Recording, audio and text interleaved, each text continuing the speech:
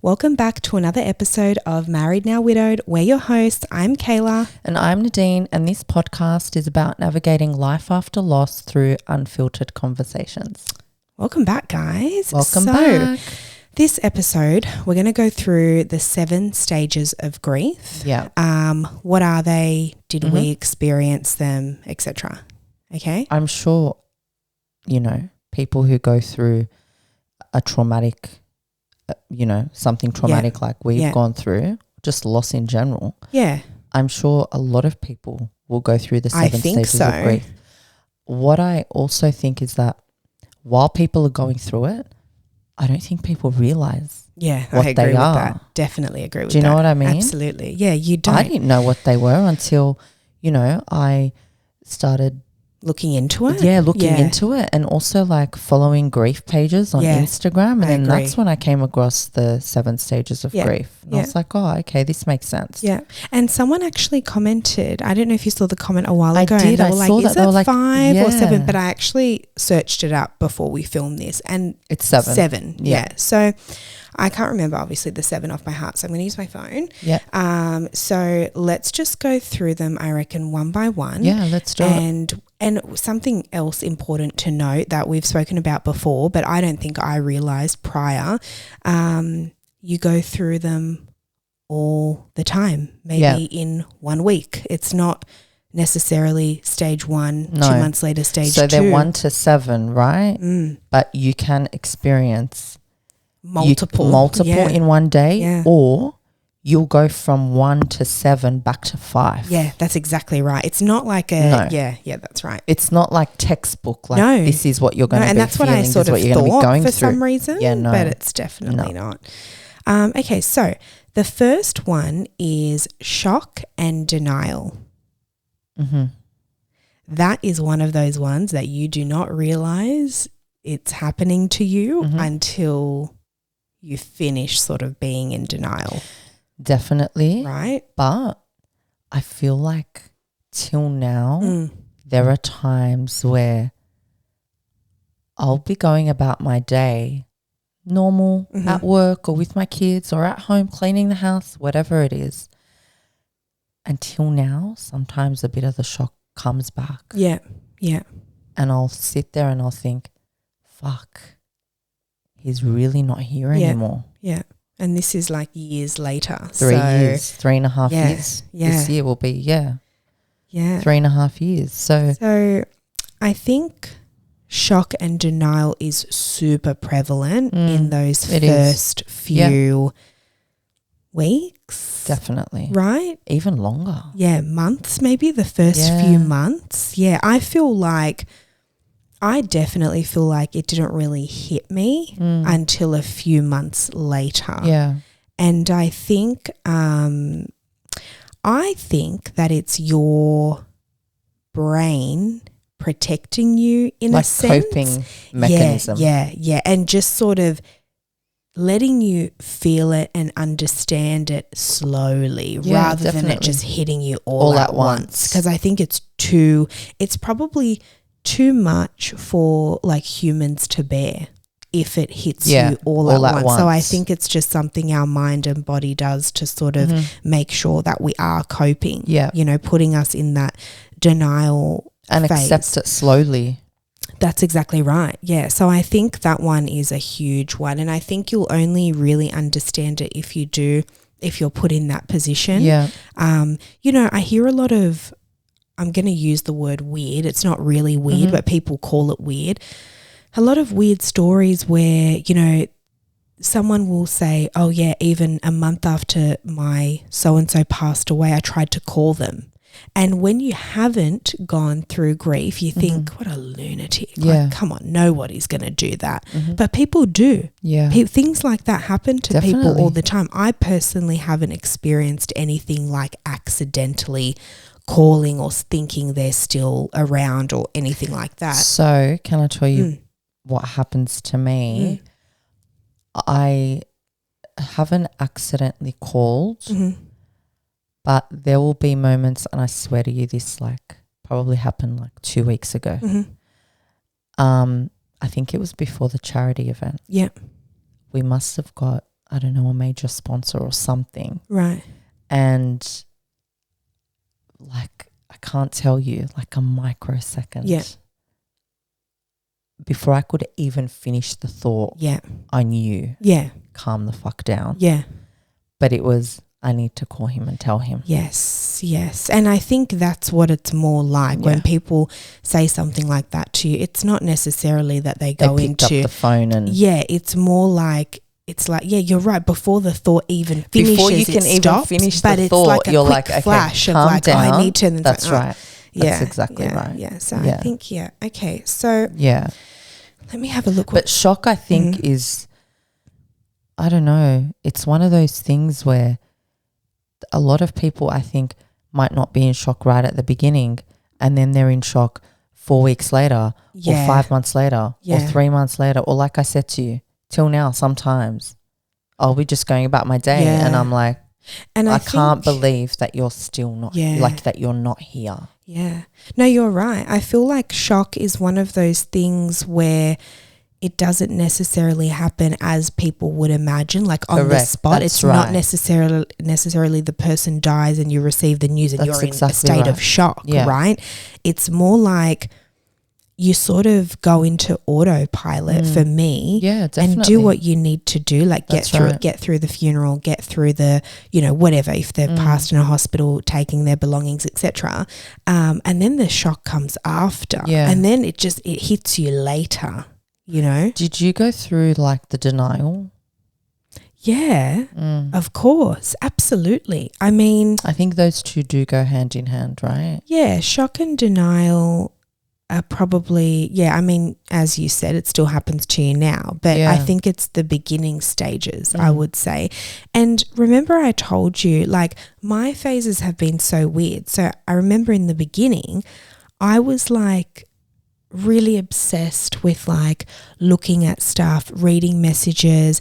I made my mum find my mobile from years ago that had our first ever texts on there, like when we first met, those types, and restored that phone to get there, like did a lot to read stuff. And then I went through a really weird phase where I didn't want to look at photos, didn't want to read it, didn't want to open anything. Yeah. And I just go through waves with that. Like now I'm like, I still won't really, maybe every now and then I'll go into our messages and like have a quick sort of look, but I don't really like to, I just don't really like to go back there. I don't know, but I feel like it might change again. I know what you mean because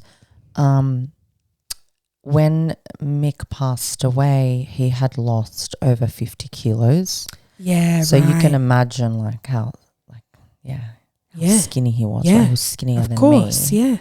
And so when he passed away, that was the only image that was in my head. So when I think about him in the days and the weeks after he passed, it was him just really like frail and, you know, just really skinny and sick. And I just couldn't get that image out of my head. Of course. And I didn't want to remember him like that. Yeah, of course. I wanted to remember him how he was, just the most beautiful person, always laughing, smiling, making everyone laugh. And he was just full of life. And I trained my brain every night before I'd go to sleep. I would look at old photos and old videos of him. And somehow I retrained my brain to remember him how he was like that, when he was healthy. Yeah. And so now when I see a photo of him when he was sick, for me it was just like that was just a moment in his life. That's not who he was. You know? Yeah. But then after that, I couldn't look at photos. So I think I get what you're saying. Funny, it's just it's a weird feeling. Yeah, like it is. Yeah. You will go through these moments where all you'll do is look at photos, you'll do is look at videos, and then, you know, if you're going through your camera roll and you see a video or a photo, you'll just keep scrolling because you don't want to look at it. Yeah, that's exactly 100%. I think that is denial. Yeah, maybe. I think that's denial. Yeah, maybe. Possibly. You know what's funny? Like now where I'm at, this is really weird. I actually, sounds bad, but I actually don't like to hear stories about him. Strange. I don't know. I don't like to. What do you mean? So you know how sometimes you're with people and they say a story like about him? Like to make you like, of course, warmth in a warm way. I don't like to hear it. I don't know why. I used to love it in the beginning, in the early days, and now I don't like it. It makes me so uncomfortable. I don't know, but I don't know if it's because I feel like I don't know how to react and it makes me feel uncomfortable. But it's so weird. Like, so when people are sharing these stories with you about Muhammad, how are you reacting?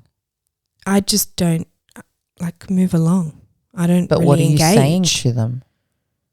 So if someone's sitting in front of you, I don't really engage. and they're telling you like a funny story about Muhammad, and move along. Yeah, I don't really want to hear about it. Do they realize that you're being a rude bitch? No. They don't. Because I'm like, you know me. I'm always very monotone. Yes, you know, I'm not like too much or too. Yeah, I'm very monotone. So I don't think people realize. But there's nothing really to say anyway. I mean, I wouldn't really have anything to add anyway. I get that. I want to understand why you feel that way. Because for me, if somebody shares a story about Mick, it makes my heart smile. Yeah. No, I've not experienced that. Yeah.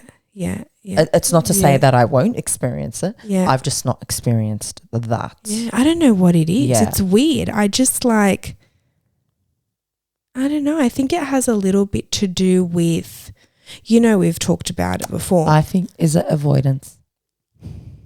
You want to avoid feeling a certain way when. because I always do that. Yeah. So when they're sharing something with you about him, that makes I don't you want sad, to go there. right? And you don't want to go down that path. Yeah, that's just me. That's avoidance. That's always me. That's what I've been doing for the last year. But yeah, I get that. Yeah, like that's understandable. Yeah, I think that's what it might be. Just, I don't want to tap into those feelings. Yeah. And I feel like as well, for me, like when we talk about stuff about Muhammad, not on the podcast, but when people in person talk to me about stuff about Muhammad, if I let it, I feel like I'll go into like a real big spiral.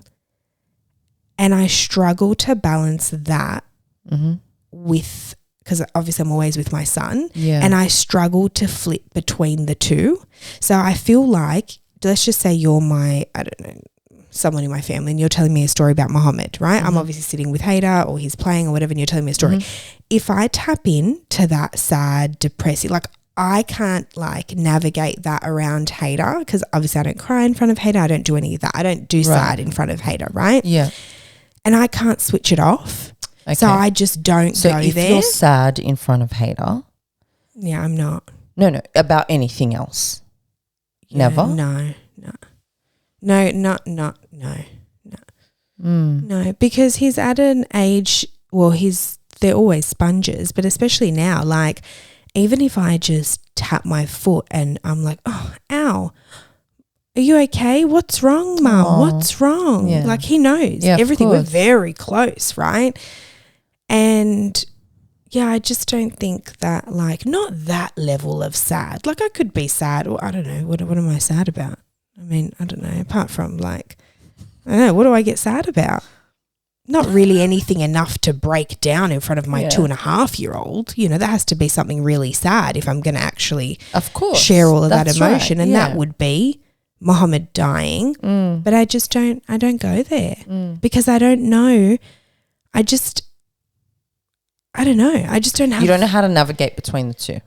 No, if I was my own private time, sure, happy to cry in bed for hours. That's fine. When I put Hader to bed and I have to like, you know, have a moment or whatever, that's totally fine. Yeah. But I just feel like when he's with me, someone's telling me a sad story about Muhammad, I can't tap into that sadness and then tap out of it because I don't get back out of it. It doesn't I don't just switch. I'm like, miserable. No, and I know then what my you mind mean. goes too far, and then I start thinking, it's just a whole thing. So I'm like, nah, let's not do that. So I just avoid it. Yeah. But I feel like that's what I've done a lot in this grief journey. I avoid a lot of things. Not healthy, but that's definitely not healthy. That's been my thing. Yeah. I think I've just discovered that now. I have. Oh, okay. I feel like this is revolutionary for me. Wow. Yeah, I've never thought about avoidance like that before. Thanks, Nadine. No problem. Great. Yeah. I did a lot of avoidance, but I think my situation obviously is a little bit different because my kids are older and they're more independent. Yeah. So if they're doing their own thing and I have a minute, I was able to do that. I am still able to do that. Yeah. And at the same time, we grieve together. Yes, so it's kind of different absolutely. as well. You're right. So absolutely. there have been a lot of times where I have avoided and I've kind of just put the lid on it because I don't want to project that onto them and then make them feel a certain way. That's exactly right. But I can see why you would avoid it. I think that's actually the major difference, right? Because of having a child that's his age. Like I feel like, when Mohammed passed away, I chose to continue living on my own, right? If I had gone and lived with my mum, let's say, I feel like my grieving process would have been a lot different. I probably would have left my son with my mum a lot of the times and maybe gone to the cemetery on my own and had that time. Probably would have seen a therapist, to be honest, because it's one thing I've wanted to do for a long time. So I did do that. Yeah. So I also lived on my own when Mick passed away.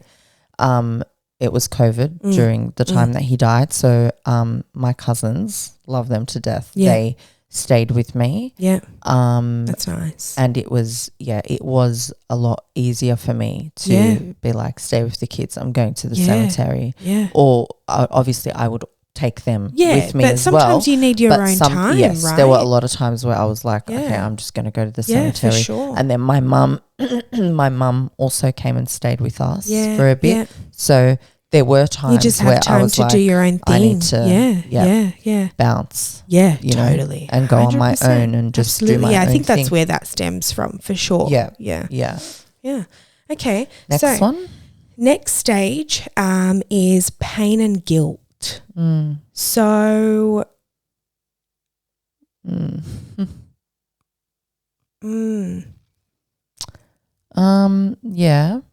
I can tell you this topic's just making me emotional.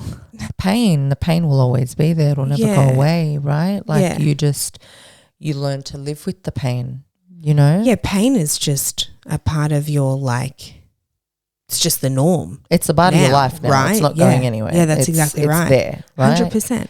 But guilt. Do you have guilt?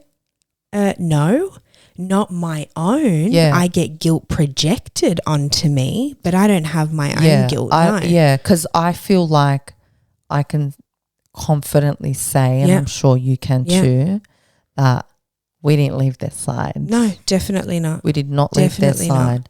And I know, and I'm sure you feel the same. Yeah. I feel like our marriages were very similar. Yeah. Healthy. Very similar. Yeah. Amazing, healthy, really beautiful good people. marriages. Yeah. We got lucky. We did. Yeah. And I feel like that's why I can kind of speak on your behalf as well. For sure. Absolutely. But I feel like we were very good wives to our husbands. Agree. We never left their side. Totally we were there agree. at every single treatment, every single doctor's appointment. 100%. 24/7 at the hospital by their side. Yeah. So guilt, I don't feel like I have. Neither. I don't have guilt there from me. Yeah. I think and the pain is always going to be there. But yes, what kind of guilt do you feel gets projected onto you from other people? Okay, so here's a fucked up one, right? So someone mentioned something about, I'm just trying to think about how to put this without giving away the person. So after this is a podcast, and what did you say to me at the last episode? We're being open and honest on this podcast. No, we are, but I just have to be a little careful with this one. Of course. So basically, the person suggested that I should feel guilty about some arguments that I had had with my husband. Like, I'm talking and hang on. Hold on. Wait. I just need to clarify before you go into details. Yeah. So a specific person wanted you to feel guilty. Insinuated that I should feel guilty. After he passed away. Yeah. About certain arguments that you would have had with him when he was alive. In my marriage, like not even leading up to his passing. Like Sorry, just can like I just say, that is the most fucked up thing I have ever fucking heard. Yeah, it is. Yeah, it is. Yeah. I mean, I didn't, that guilt was not projected. Oh, babe, don't be ridiculous. Okay. Couples argue, right? Mm-hmm. These are like things that, I mean, it's ridiculous it's such a ridiculous thing to even insinuate, right? That was crazy talk to me. I took that like with a grain of salt, didn't care. But that was something fucked up. But when I talk about guilt being projected onto me, things like we spoke in the last episode, going out, not wearing black after a certain amount of time, all these little things. Oh, I'll give you the best one Give ever. It to me. But again, this is more of like a cultural / community vibe thing. Is this from the ladies at the cemetery? No, I wish. I wish it was from randoms. People have tried to make me feel guilty for him not coming into my dreams. Huh. Yeah. So you know how for us, we believe that they can visit you in your dreams. Correct. Afterwards, right? Mm-hmm. And me personally, I've only experienced 2 dreams of my husband, actually 3 dreams of my husband. And the fact that I haven't experienced more, certain people have suggested that, I mean, I don't know what they're suggesting. They didn't love his wife. I'm not sure. What are they suggesting? I don't know, babe. It's beyond me. We'll have to get them on the podcast. They can speak for themselves. Yeah. So I've had maybe 4 dreams. Okay. Yeah. But I haven't had one in a while. Yeah. Why would someone make you feel bad? Are you like controlling your dreams? Like, do you control your dreams and what you see? Well, you know what? They're trying to say that it's your fault that he's not visiting so you. Obviously you've done something wrong. Guys, I have one better. I have one fucking better. What? Better. Someone. Okay, hang on. Wait. Before you get into that. My mother-in-law, that was her son, her youngest son. Yeah. And I'm not going to speak on her behalf now because I don't know if he has come to her now. Yeah. But it was a good year, maybe even longer. Yeah. We hadn't visited his mum, and he loved his mum to death. So can you tell me, what did his mum do wrong to him? But that's these people. Okay. That's these people. That's what they like to do. For him not to come and visit that's her. That's how they like to talk. And this is what I mean. These people I hate people. No lives. They've got nothing better to do. They want to try and make other people feel miserable because they're miserable themselves. You gave a really good example. His mum. What did his mum do to him? They'll have something to say about it. Look, they will find something. I don't know. It's ridiculous and so offensive. I just sometimes believe that maybe that person isn't ready to accept that. We are not people who can speak on why someone that has passed away is not coming into someone else's dream. This is in fact wild. A ridiculous topic. It's so to be ridiculous. Honest with you. And you know what? I don't know. Maybe someone that's got a lot of religious knowledge or training, whatever, might be able to give an educated insight as to maybe this is why they haven't come. That's right. Here are some possible reasons. Exactly. But these people that are sharing their opinions, have no idea about anything. And I think it's so insulting to share an opinion like that. Luckily, I know they're all crazy. Okay, but could you imagine if you weren't strong? I know. That's what I mean. That's why. And it's if they horrible. had said something like that to you and you actually went home, sat, by yourself. And that's what these people don't think about. Yeah, and thought to yourself, okay, what have I done wrong? Yeah.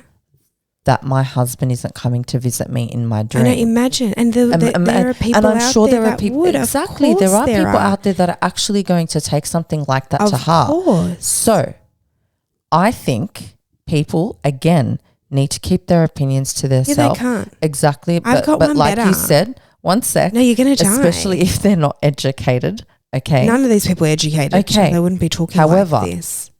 If you are going out there and you're saying that to somebody, do you know once somebody has lost their husband or their partner or their spouse, or you making a comment like that, there are people out there that can actually spiral. Of course they can. They will spiral. Of course they can. They will take it to heart and they will literally think that they have done something wrong to their husband, partner, spouse, whatever. Of course. Keep your shit to yourself. Absolutely. It's so, what's the word? Like, you're walking such a thin line when you're putting things like that out there to people that may not be in the best mental state. But you have no knowledge. State. Sorry, are you there with him? Did he tell them?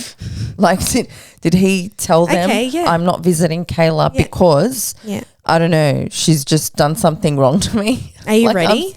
Yes, go. Hit me with it. So I just couldn't get over that one. No, that's nothing. We've got a little friend that we talk about sometimes. You'll know who after the podcast.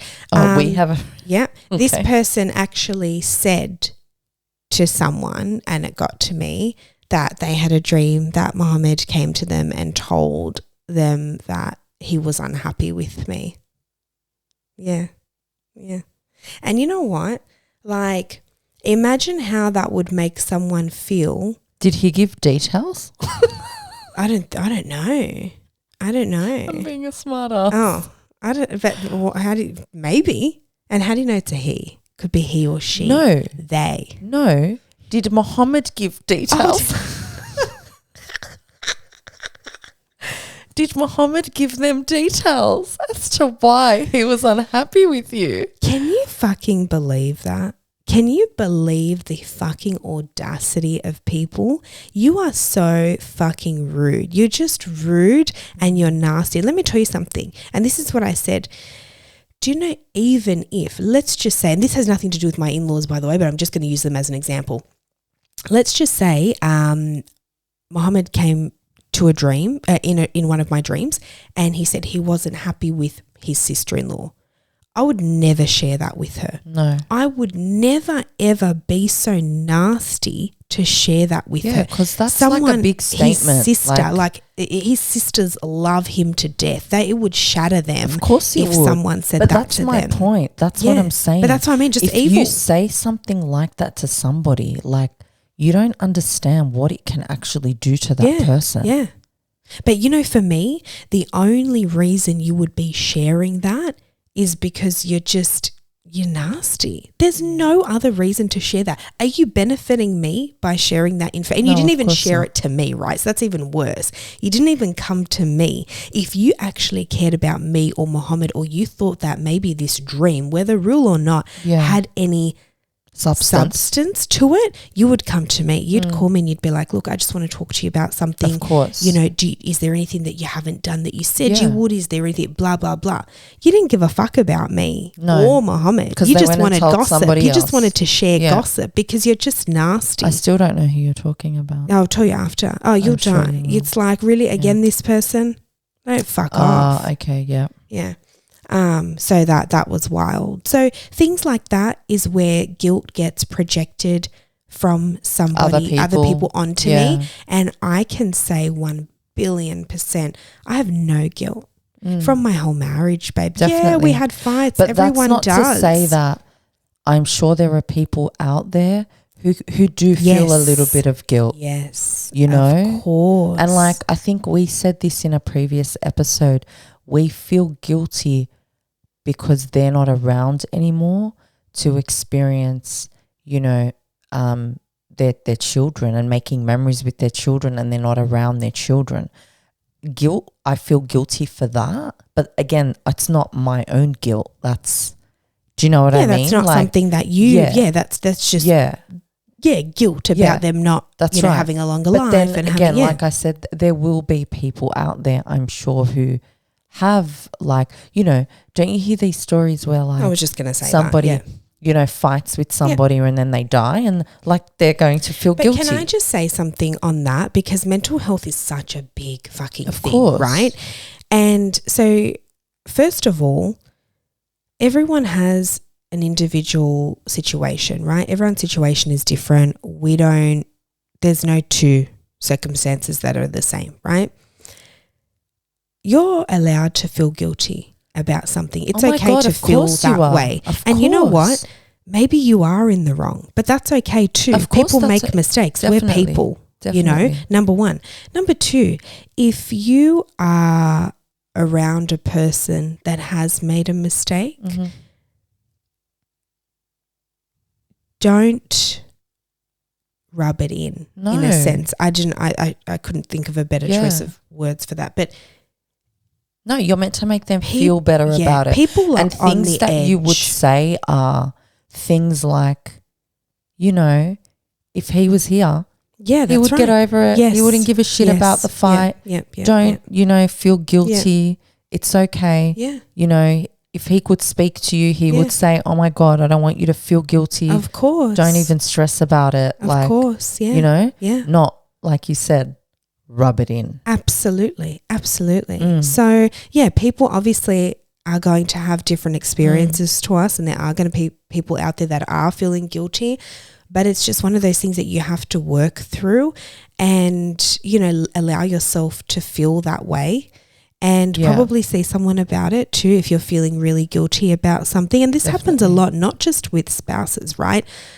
A lot of parent relationships, right? You get that a lot. I hear a lot of stories that wasn't speaking to my dad leading up to his death. Now I feel guilty. I wish I mended the relationship or, you know, blah, blah, blah. So probably speak to someone about it, because I know I can imagine how heavy that guilt would weigh, you know? So me personally, thank God I don't have any regrets, to be honest. I don't feel guilty about anything. I feel like both of us were like good throughout the marriage, good right up until the end. That's right. You know, so I don't have with that. Pain's like, there is one thing that like really pains me. Right. And I don't know why. Right. But every time I think about it, I don't know, I cry. Not going to lie. Okay. What is that? One thing that pains me, other than obviously just the pain of them not being around and you losing them, and I think I did speak about this with my therapist, and I didn't realize until later on how much it affected me, was when they told me that, or both of us, when they came into the room and they told us that he didn't have long to live, I just think, like, how did he feel in that moment? Yeah. So your pain is like for him. Yeah. Like you hurt for him and what he was probably going through. Yeah, that's hard. That's really hard. How did he feel? Like, imagine just sitting there. I put myself in that situation and I just think, like, imagine just sitting there and somebody telling you that. Yeah, I know. Sorry, we can't help you anymore. Yeah, I know. That would, it's unimaginable. I can't imagine. Yeah. Do you know what I mean? Absolutely. Like, that really pains me. Yeah, like, I don't think I can ever, like, every time I think about that moment, you get upset. I struggle with it so much. Yeah, no, I don't blame you. That's when you love someone and you care about them, I think seeing them like that is like equivalent to seeing like your child like that, because they become like your baby, you know, and you feel like you have to protect them and you have to. Yeah. So, yeah, I can imagine, like, I don't know what they would go through. I don't know how that would make them feel. I can't imagine it. It would be like just like what went through their mind. Yeah, I know. Like what goes through their mind first. What goes through their mind. What do you think that night? What do you even, I know. I think that all the time. Like, I know. That's just so hard.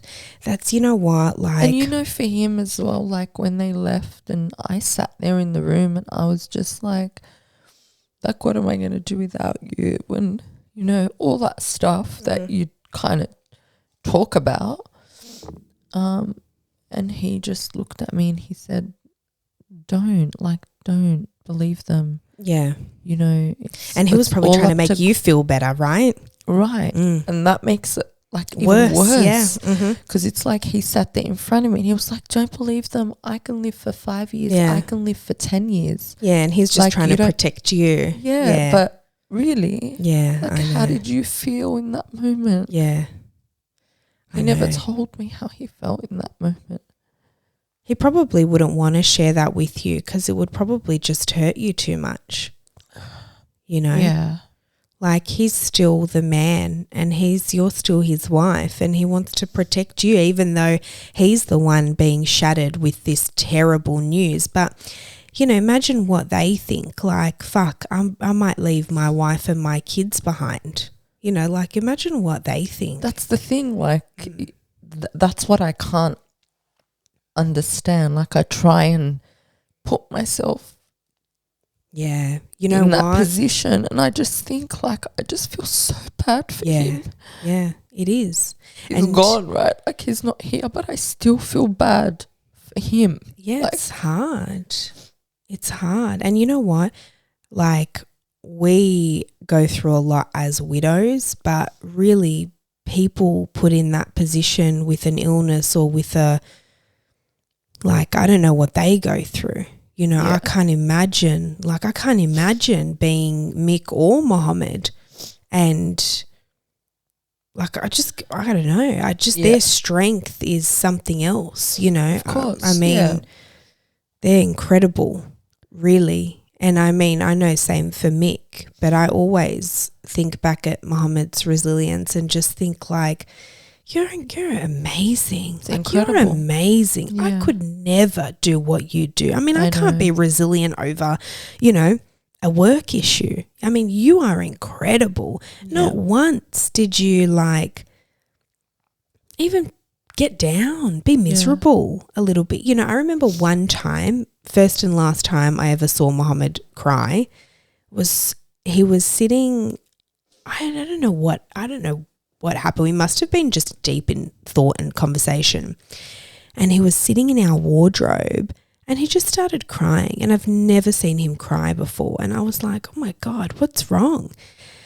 And he's like, you know, like, what are you going to do when I'm gone? Like, what are you guys going to do? Oh, he said that to you.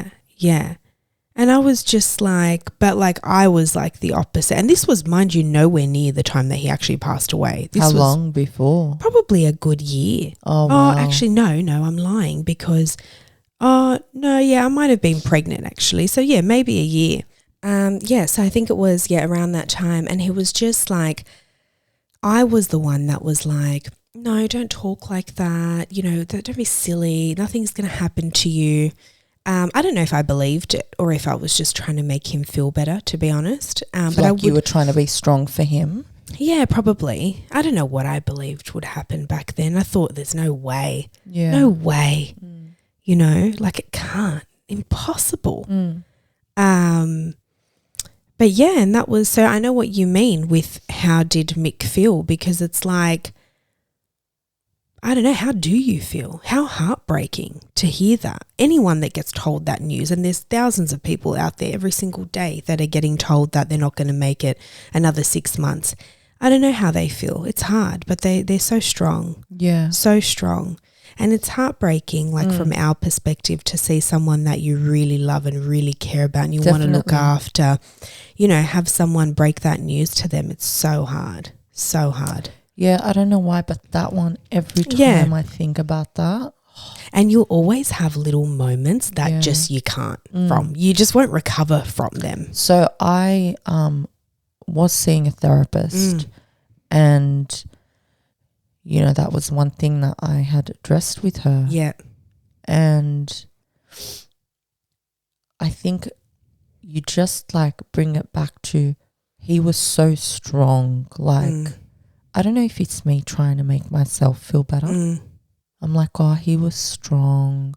He never showed me any sign of weakness. Maybe once when he was going through chemotherapy and it really hit him hard. Yeah. And he was like, I don't know if I can continue this. And I was like, don't forget who you're fighting for. Yeah. Like, you know, that was the only time that I ever saw any sign of weakness. But I don't know, are they strong or do they just put up a front? That's the other thing. Yeah, I don't know. I think my husband, I think most, maybe with Muhammad, they probably battle internally. Of course they do. And they don't want to show that because they don't want to stress you out. They don't want to upset you. 1,000,000,000%. I actually don't think, like, I know what people think of my husband, right? I know that he had such a great side to him and so happy, and everyone's like, oh my God, how is he so happy even though what he's going through? But I don't think his mental health was great. Like at home, behind closed doors. I don't think his mental health was anywhere near what people actually think that it was. Imagine. Yeah, I think it's also like afraid of the unknown. Of course. You don't know what's going to happen. Imagine not, like, I mean, look, we obviously don't know that we're going to wake up tomorrow, but that's right. With an illness, like, I don't know how I would be. I can't imagine it. Yeah. Like, they show so much strength. Everyone fighting any illness shows so much strength. Yeah. Yeah. Okay. Shall we move on? Yes. To the stage number 3, right? So it says anger and bargaining. Okay. Mm-hmm. Anger. I don't know if I've. Is it anger at the situation or anger like with them? No. Oh, maybe why did you leave me type of anger. I've heard at the situation that before. Yeah. Yeah. I didn't really experience that. I can't say I have either. I can't say I've experienced anger. I mean, anger at certain factors, yes, possibly, for sure. Like maybe certain people letting me down, letting him down, things like that. Oh, more so. 1,000%. Yeah, but we've discussed this in previous episodes. Yeah. Yes. But I can't really say. But not at the situation. No, but I think that for us, that falls back on religion a little bit. Yeah, because you can't ask why. You shouldn't ask why. So I think that's why we don't have that anger towards the situation. Yeah. But I think that other people definitely would. Definitely. Because I've seen stuff online where people are like essentially on their knees, like why did this have to happen to me? Why did, you leave me here? Like, and I've seen even like on TikTok actually, when I come across like grief talks, I see a lot of couples when one passes, I see a lot of captions and videos made that's, borderline angry at them. A lot of especially when it comes to suicide, I see a lot of the other half or the mothers, the parents or the children of those that have committed suicide angry. Why did you do this to me? Why would you leave me? Why would you let me find you like that? How could you blah, blah, blah. Yeah. So that I can understand. I can see anger as a stage of grief for sure. Of course. Definitely. Yeah. I mean, you're on such a roller coaster. of emotions, and anger's a massive emotion, right? So it's probably only normal that you would feel anger in some sort of form. Definitely. Yeah. The other one, bargaining. I don't know if they mean that as in, I'm not actually sure, to be honest, how that's meant as in. Do you have any idea? Yeah. Do you want me to tell you what it says? Yeah, go, say it. So during grief, you may feel vulnerable and helpless. In those moments of intense emotions, it's not uncommon to look for ways to regain control or to want to feel like you can affect the outcome of an event. In the bargaining stage of grief, you may find yourself creating a lot of what if and if only statements. It's also not uncommon for religious individuals to try and make a deal or a promise to God or a higher power in return for healing or relief from the grief and pain. I get that. So one example is, if only I had spent more time with them, they would have, if only I had called her that night, she wouldn't be gone. Yeah. Stuff like that. I get Isn't that guilt as well? That would be. That's what I would think. It would fall under guilt. But I do understand religious bargaining, if you can really call it bargaining. It's not really the best term to use with God. But I get that side of things for sure. Like, I think a lot of people turn to religion or get closer to their religion when there's a really close death. Because you sort of search for what's left here. Yeah, that's right. You know, like what else is, what is there? You know, so I see the bargaining. I can. Yeah, I get it as well. I don't know if I've exactly been through any of that, but I do see it. I don't know if I have either, to be honest. Yeah, but I see how people would. Yeah. Okay, so the fourth stage of grief is depression. I think everyone goes through depression. I think that's like... And not just right at the beginning. Oh, no, like, throughout. You can wake up one random day, and you can be so depressed. Yeah. You know, so... Feel so down. Yeah. About, you know what? Like, not only about what's occurred, but also what's to come. 100%. Right? Like, we've had many discussions about sort of feeling depressed about your future. You know, like what is... Look, this is from a widow's perspective though, because when you lose your husband or your wife, this is your life together, right? So different type of grief. So when I feel like when you lose your husband or your wife, you're like, what does the future hold for me? Yeah. These plans that we have, gone. That's right. These dreams that we had of going here together, doing this together, you know, gone. So what's left for me? That's right. How do I have any hope for my future? Yeah. So I think that can give you depression. Of course it can. Know? Yeah. So I think depression of the event, but also of your future, your own, what's left for you. What does it mean for you? What does it mean for your children? That's exactly right. Yeah. Yeah. Like, so I know my daughter like speaks about like, oh, you know, Dad won't be there when I get married. She's 14. Sad, man. You know? That is sad, yeah. So you're right. It's future events also that may occur. Of course. I just like, that's like... You know what helps me though? I feel like... Because in any situation, like a shitty situation, I try and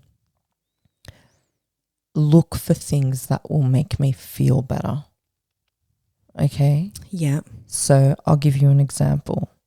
So if there's like a certain situation where I need to make a decision, especially at the beginning, I did this a lot. Yeah. I always think about, what would he have wanted me to do? Or if we had spoken about certain things, then I'd know what he would have That's wanted. right.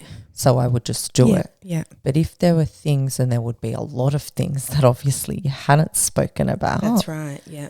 If there was ever a decision I have to make, I always think, what would he want me to do? Yeah. And then I think about what he would want me to do, and then I go with it. Yeah. Yeah. And that makes me feel a little bit better. Yeah, of course. You Yeah. know? Yeah, that would give you some sort of comfort. Definitely. For sure. Definitely. Yeah. Even like for us, like parenting decisions, right? Oh my God. Like from the insignificant things to the significant things. Of course. Right? So what school should I choose? What, like, would he like that extracurriculum activity for my son? Would he want him to do, because these are all things that you two as adults, as parents together, these are your decisions. And now you're making them on your own, and you're obviously you want to do what's best for your child, And I feel like it is such a big responsibility. It is, to solely make these decisions on your own. Yeah.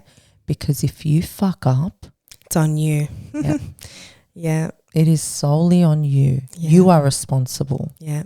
Especially when it comes to your kids. My mum was a single mum for most of our life since I was 3. And when I was in my teenage years and I used to get into trouble and do naughty things, my mum would always sit me down and she'd be like, I'm a single mother. Like, I get judged twice as hard as other parents. Right. Like, you're making, and I never used to understand back then. I was 10, 15, 16. And I used to think like, oh, who's judging you? No one did whatever. But you know what? Now that I'm an adult and now that I'm also a single mum, 100% I understand what she was talking about. Yeah, that's right. Yeah. So, yeah. Okay. So next stage of grief is the upward turn. Okay. So obviously we sort of know what that means, but I just want to tell you what they define it as. So theirs is an example they've used is the end was hard, but there could be a place in the future where I see myself in another relationship. Okay. So what they're saying there obviously is I can see a light. Yes. I can imagine a light potentially. Yeah. Right? So I think that when they say like the upward turn, it's just going from not seeing a future for yourself to little glimpses. Potentially. Yeah, I don't think that if you're expecting it to be like one day you wake up and you're like, yeah, I'm ready to start my life again. Yeah, it's that's not going to happen, what it is, right? No. It's little bits that chip away, I think, over time. That's right. And when we say time, we don't mean months. It's a year's thing, right? So everyone's journey is different. That's exactly right. For some right. people, it could be months. Well, that's true. Yeah, sorry, I take that back. For some people, it could be years. That's exactly right. It's really everyone's journey is different. 100%. 100%. That's very true. I don't think there's, you can't put a time frame on it, but don't be hard on yourself if it's not happening quickly for you. Definitely. And don't be hard on yourself if it is happening quickly for you, right? Because and don't worry about the judgment. Yeah, because that's it. You know what? We've always said this. If you see light at the end of the tunnel too soon, you're going to get judged. And if you don't see it soon enough, you're going to get judged, That's right? So you see it when you feel you're like ready you can. To see it. Yeah, like you're ready, and you go from there. So I think the upward turn is something that hopefully everyone that goes through grief eventually crosses, just in small doses. Definitely. You know what I mean? It might just be a little thing at a time. That's exactly right. That is the journey of grief. That's right. Right? Yeah. You will come across, and you know what? It can even be small things like you feel like maybe you can go back to a special place that you guys used to go. Maybe you went to the Blue Mountains every, 6 months, whatever. Maybe you feel like you can do that again. That is the upward turn. So my children, we used to always go to like at the end of the year, we used to go to Hamilton Island. Yeah. It would just be our family thing where we would do either at the end of the year or at the start of the following year. Right? It'd just be like during the summer break. Yeah. And my kids have been asking me, like, can we go to Hamilton? Really? Have you been since? No. Okay, so not yet, but they're open to it? But this is the thing, right? So we did a lot of holidays we did a lot of trips to the States. That was mixed, like, he just it was his playground. No way. Like, he loved going to the States, right? And so we did a lot of trips to America with the kids, without the kids. And then we had our holidays to like Hamilton Island, Fiji. You know, just over the summer holidays. Yeah. Hamilton Island is one place I don't think I can go back to. Oh, okay. But the States, I feel like, maybe I could. Yeah. I don't know. I'm very weird about Hamilton Island. Even if your kids really wanted you to go, I feel like you'd do it for your kids. Of course I'd do it for my kids. I feel like you would. I would do it. Why is Hamilton different from the US? I don't know. Honestly, I can't put my finger on it. Yeah, it's just different. I can't put my finger on it. Yeah. I don't know what it is. Yeah. Maybe because Hamilton was our family holiday and that's what, I don't know, honestly. Like I was going to say, maybe because that's where we went with the kids and, you know, people would join us as well, like my cousin, her family, his brother and his wife. I definitely understand but then America. Yeah. I don't know. Honestly, I don't. Yeah, that's interesting. I really don't know. I would understand like more if it was both places that you couldn't. It's not. But it's interesting how it's just Hamilton. So America was on the list. Okay. But now if you were to tell me. You're okay with it. Yeah. I'm going to like, let's take the kids to the States. You're like, I'd be probably like, could. Yeah, let's do it again. Yeah. But Hamilton? Is like, I don't know. You can't. Yeah, that's I don't know. Interesting. I don't know if it's because Hamilton's a small island. Yeah. Yeah. No matter where I would turn. It's a lot of memories in one. I would, yeah. I don't know if that's why, whereas the States are, you know. Yeah, it's huge. Like there's, I get that. Honestly, that's what I'm putting it down to. But it's not to say that I won't go back. We had a lot of beautiful memories there. Yeah. And, you know, especially because the kids want to go. Yeah. I'm sure I will take them. I just don't know if I'm ready to do that now. You know what I think as well sometimes? You obviously shouldn't force yourself to do anything when you're not ready, but sometimes you just need to do it. I know. Sometimes you just need to do it. So it's like rip that Band-Aid last week, we went back to Lifehouse, the Chris O'Brien Lifehouse, right? Now that's where Muhammad passed away and where we spent his last 3 really traumatic, just shitty weeks there, right? So Nadine and I were invited to a memorial service, which was beautiful, but I hadn't actually been to Newtown on purpose. I just avoid the whole area. And it always made me nervous. Like I remember when we were talking with a representative from Lifehouse and we had to pick something up and I said to her, could you post it to me because I don't really want to go back, right? But then you do it and it's a bit like, but it's okay. You know, you're like, I'm okay.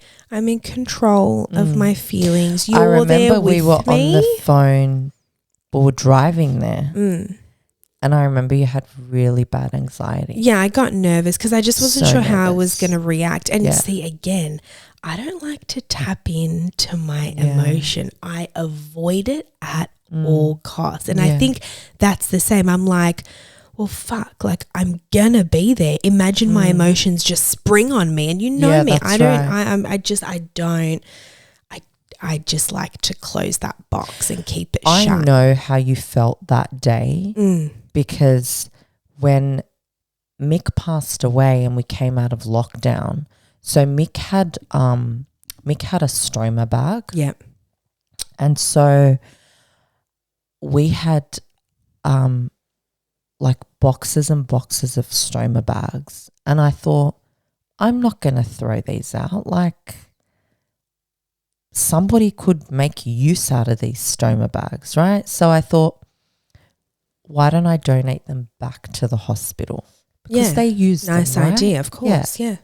So I rang the hospital and I said, Mick's got all these stoma bags and I'm thinking of donating them back to the hospital. And they were like, yeah, like, we really appreciate it kind of thing, right? Yeah. Anyway, so that first time going back to that hospital, major anxiety. Yeah. Like you did last week. Yeah. So I knew exactly what you Yeah. were feeling. And then it's not just the anxiety in the lead up to going, it's walking through the doors, walking through the hall, the hallway, walking through, like seeing the cafe, seeing the, all of that while we were sitting there. Yeah.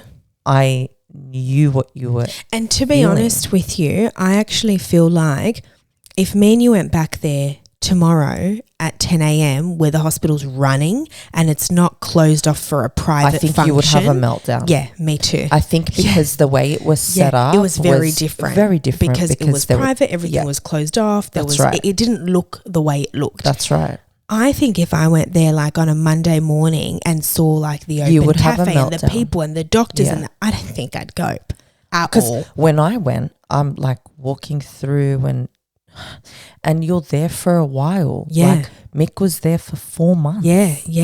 That's a long time. Months. It's like home. Exactly. Right? Yeah. And so walking through those corridors, I had the meltdown with the nurses. Yeah. Standing in the hallway, in the corridors, crying with the nurses, And so you're right. And that's like my biggest fear, tapping into like that. Me and crying. I know. Phobia. I know, but I think you should. I do, here and there. No, like certain full on situations, I think you need to rip the Band-Aid off. Yeah, I know. It's just hard for me. I'm just very, you know how I am. I know. Everything's in a little box up here and just gets locked away. But that's not healthy. It's definitely not healthy. I'm the first to admit that it's not healthy. Yeah. Absolutely. But with time, I think with time, Okay, so another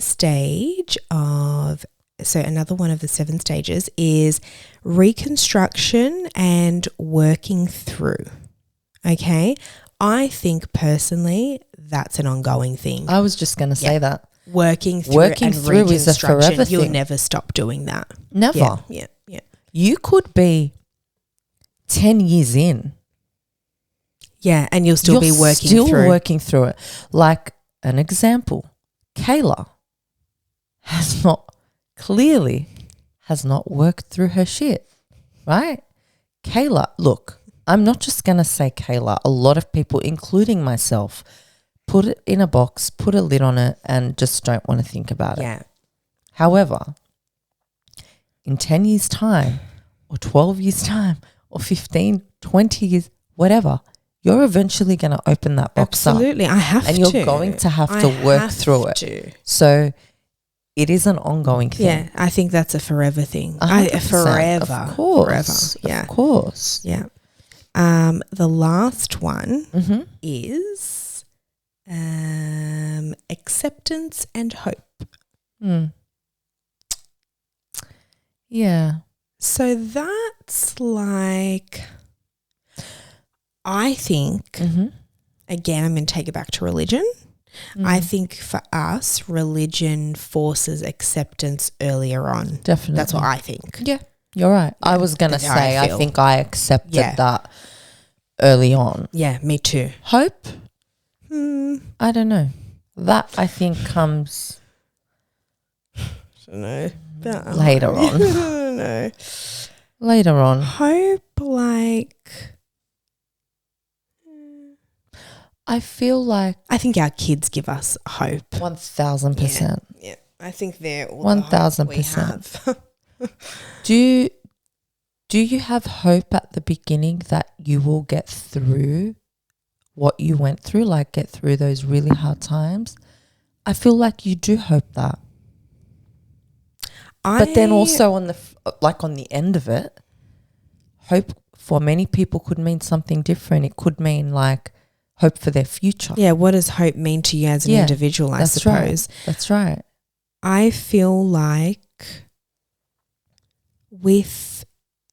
in the beginning, right? And probably when I say beginning, I mean the first year minimum, right? Yeah. I think that you just hope you can survive. Definitely. Right?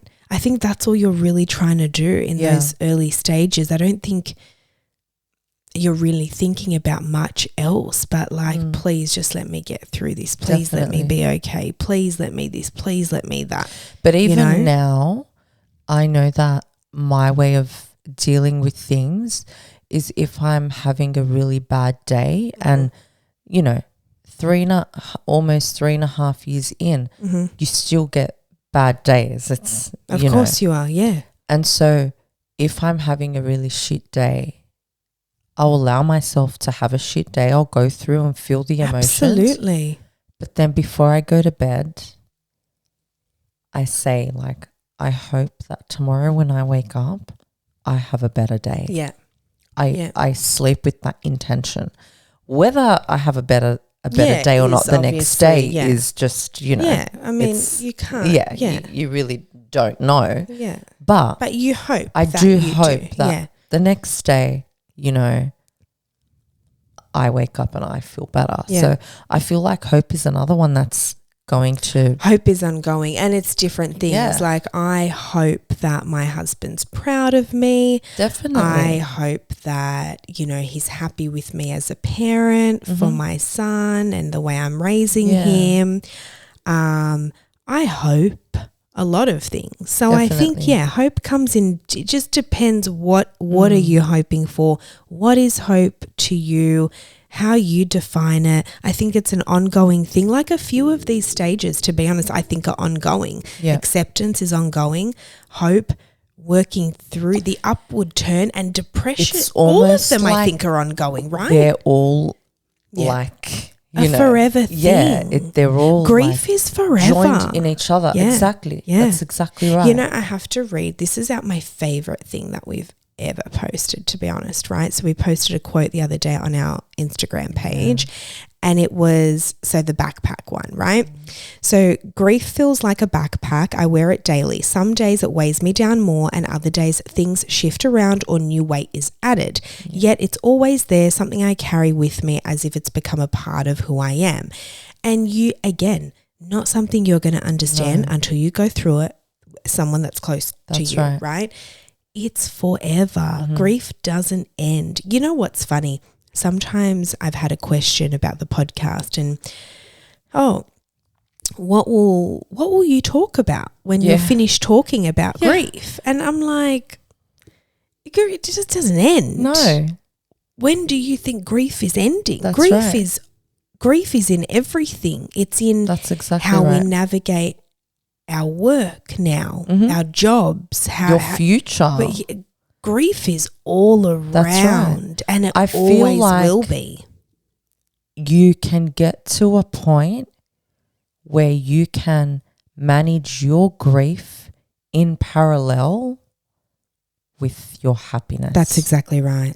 And I was just going to point that out. I don't want people to listen to this because we get a lot of DMs about when does it get easier. Yeah. When I don't want people to listen to us say that grief is forever and get depressed about it, right? You live with it and you'll learn to manage it. Correct. And it's not going to weigh you down the way that it does in the early stages, right? So don't listen to this and be like, I can't do this forever. Look at them. They're 3 years in and saying they're grieving. Yes, but in a different way. Definitely. Yeah. That's exactly right. Yeah. It is in a different way. Yeah.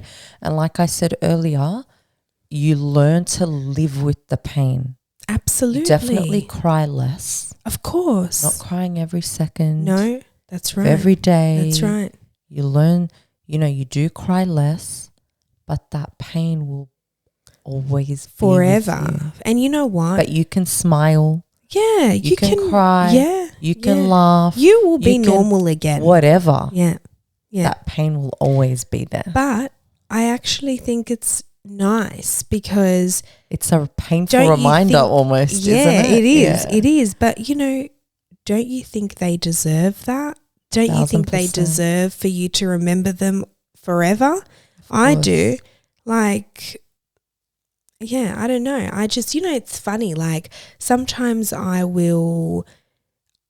think about Mohammed all day in the most random, like not even in a sad way. Yeah. I'll be like, literally, right? Like, I'll just happen to be looking at the wall for a second and his face will just pop in my head, you know? Yeah. Isn't it interesting? Yeah. Like, you will just, they're just, I love it. They're just everything. He's always in my mind. Yeah. Always. Like, no matter what. 24/7. Even like when you look at your kids. Absolutely. Everything. You know, or if you always think about them. Yeah. You know, it doesn't mean like you don't necessarily have to be after sad. The charity event, I remember the next morning I was I had to come to you and get your video for the podcast because I needed to edit it. Yeah. Anyway, I was in the shower and did you just yawn again?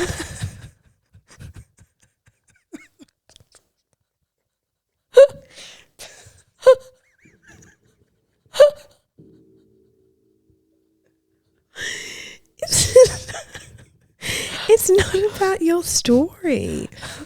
I'm a tired girl. Okay. Well, I can't be tired on a podcast. You get so offended by you know, before we start recording, I'm going to do a whole like snippet with a collage of all the videos of you. Before we start every video, you're like, yeah, I yawn. All right. And now what are we talking about? Anyway, I was in the shower. Yes. And I remember I was having a shower and I just went, I know you will be so proud of me. Of course. You know, it was the day after the charity event. Yeah. The day after. Yeah.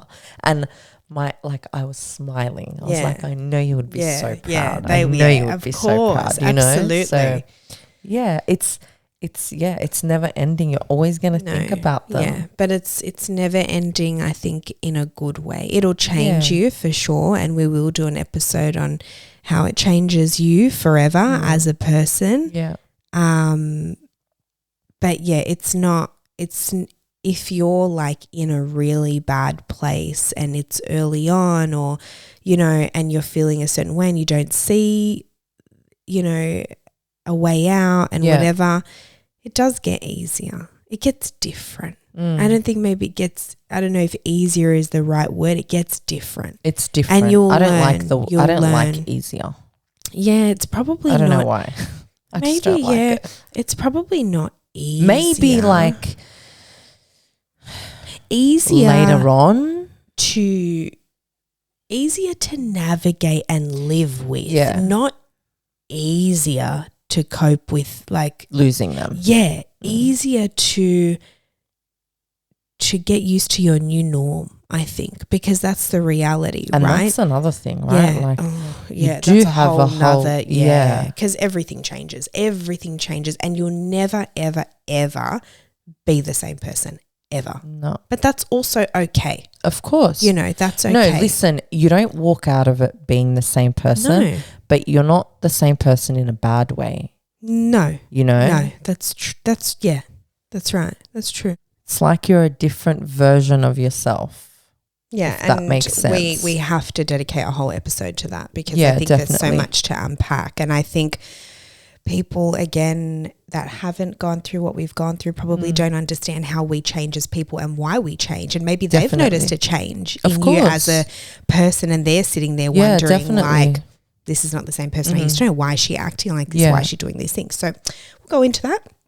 But we hope you enjoyed. this episode on the 7 stages of grief. And as always, questions, comments, anything you want to let us know, you can find us on all social platforms at Married Now Widowed, and we'll see you again next week. Bye, guys. Bye, guys.